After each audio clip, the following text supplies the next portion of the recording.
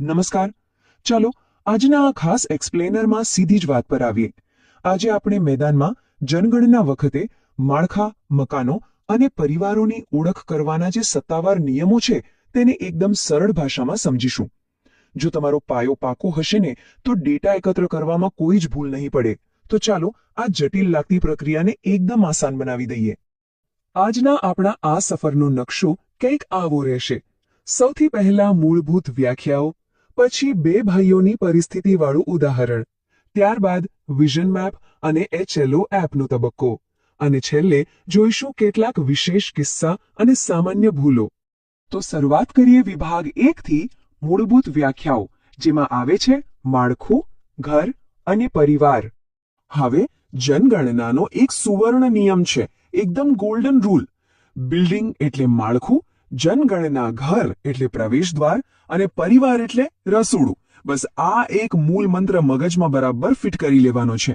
Field પર કામ કરતી વખતે આ 3 શબ્દો વચ્ચેનો તફાવત જ તમને સાચી અને સચોટ માહિતી આપશે. હવે જોઈએ વિભાગ 2. એક બહુ જ સામાન્ય પરિસ્થિતિ, એક મકાનમાં રહેતા બે ભાઈઓ. હવે તમને કદાચ પ્રશ્ન થાય કે જો બે ભાઈઓ એક જ માળખામાં રહેતા હોય તો ફિલ્ડ પર ગણતરી કેવી રીતે કરવી?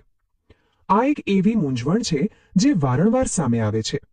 બહારથી જોતા એક જ મકાન લાગે, પણ અંદર બે અલગ પરિવારો રહેતા હોય. તો આનો ઉકેલ શું? વેલ, આનો જવાબ સંપૂર્ણપણે ઘરની ભૌતિક રચના અને દરવાજાઓની ગોઠવણી પર જ આધાર રાખે છે. આ બે અલગ અલગ પરિસ્થિતિઓની સરખામણી કરીએ. જો બંને ભાઈઓ અંદરથી ભલે અલગ રસોડું ધરાવતા હોય, પણ તેમનો મુખ્ય પ્રવેશ દ્વાર એક જ હોય તો સ્થિતિ અલગ છે. અને જો બંનેના પ્રવેશ દ્વાર જ અલગ અલગ હોય તો ગણતરીનું આખું ચિત્ર બદલાઈ જાય છે. અહીં દરવાજાઓની સંખ્યા જ અંતિમ નિર્ણાયક પરિબળ છે. ભાઈઓ વચ્ચે ગમે તેટલો પ્રેમ હોય, પણ આપણા જનગણનાના નિયમો તો ભાઈ માત્ર દરવાજાને જ જુએ છે. આ ડેટાને સમજીએ તો સૌથી મહત્વનો મુદ્દો એ છે કે જો પ્રવેશ દ્વાર અલગ હોય તો આપમેળે જ જનગણના ઘરની ગણતરી પણ અલગ થઈ જશે. પહેલા કિસ્સામાં પ્રવેશ દ્વાર એક છે એટલે ઘર એક જ ગણાશે, પણ રસોડા અલગ હોવાથી પરિવાર બે ગણાશે. જ્યારે બીજા કિસ્સામાં બે અલગ દરવાજા એટલે બિલ્ડિંગ એક હોવા છતાં જનગણના ઘર બે ગણાશે અને પરિવાર તો બે છે જ. આનો સીધો અર્થ એ છે કે જનગણના ઘર એટલે એક એવું એકમ જે સખત રીતે તેના અલગ પ્રવેશ દ્વાર દ્વારા જ નક્કી થાય છે.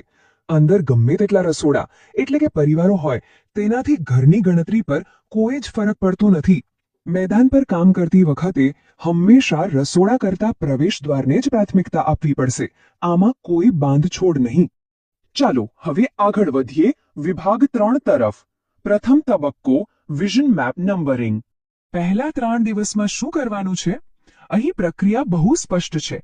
તમારી ડિજિટલ એપ્લિકેશન ખોલતા પહેલા જ માળખાના મુખ્ય બહારના દરવાજાને સ્પષ્ટ રીતે ઓળખવાનો છે અને તેના પર બિલ્ડિંગ નંબર અને જનગણના ઘરની સંખ્યા લખવાની છે.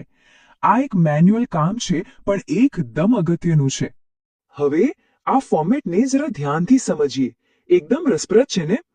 કૌંસની બહારનો જે અંક છે એ બિલ્ડિંગ નંબર દર્શાવે છે અને કૌંસની અંદરનો અંક એ બિલ્ડિંગમાં આવેલા જનગણના ઘરોની સંખ્યા દર્શાવે છે.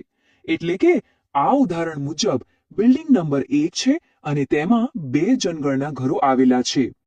હવે આવે છે વિભાગ 4, બીજો તબક્કો, HLO એપ નંબરિંગ. ચોથા અને 5મા દિવસે આપણું કામ ડિજિટલ HLO એપ પર શિફ્ટ થઈ જાય છે. અહીં તમારે એપના 34 પ્રશ્નો પૂરા કરવાના છે, જેનાથી એક 4 અંકનો કોડ જનરેટ થશે અને આ કોડને ચોક્કસ અંદરના દરવાજા પર લખવાનો છે. આ એ સુનિશ્ચિત કરે છે કે તમારું ડિજિટલ ડેટા અને ભૌતિક મિલકત બંને એકબીજા સાથે પરફેક્ટ મેચ થાય છે. બરાબર આ જ રીતે એપ આવો એક 4 અંકનો કડક કોડ જનરેટ કરે છે. પણ ધ્યાન રાખજો, આ કોડ ફક્ત અને ફક્ત જનગણના ઘરના દરવાજા પર જ લખવાનો છે, ક્યારેય બિલ્ડિંગના મુખ્ય ગેટ પર નહીં. આ નાનકડી સ્પષ્ટતા તમને ભવિષ્યની મોટી ગુંજવણોથી બચાવશે. હવે એક અનોખી પરિસ્થિતિ વિશે વિચારીએ. જો આખા બિલ્ડિંગમાં માત્ર એક જ જનગણના ઘર હોય તો શું? આવા વિશિષ્ટ કિસ્સામાં વિઝન મેપનો નંબર અને એપ દ્વારા જનરેટ થયેલો પેલો 4 અંકનો નંબર, આ બંને અલગ અલગ નંબરિંગ એક જ મુખ્ય દરવાજા પર અથવા બિલકુલ તેની આસપાસ જ સાથે લખવામાં આવશે. અને છેલ્લે વિભાગ 5, વિશેષ કિસ્સા અને સામાન્ય ભૂલો. મેદાન પર કામ કરતી વખતે કેટલીક લાલ બત્તી સમાન ભૂલોથી ખાસ બચવાનું છે, જેમ કે મુખ્ય ગેટ પર જ 4 અંકનો એપ કોડ લખી દેવો અથવા પ્રવેશ દ્વાર જોવાને બદલે માત્ર રસોડાના આધારે જ ઘરની ગણતરી કરી લેવી કે પછી બિલ્ડિંગ અને ઘરના નંબરને મિક્સ કરી દેવા. જો આ ભૂલો ટાળશો ને તો જ આપણો આ જટિલ ડેટા એકદમ વ્યવસ્થિત અને સાચો રહેશે. માર્ગદર્શિકામાં સ્પષ્ટ ચેતવણી આપવામાં આવી છે.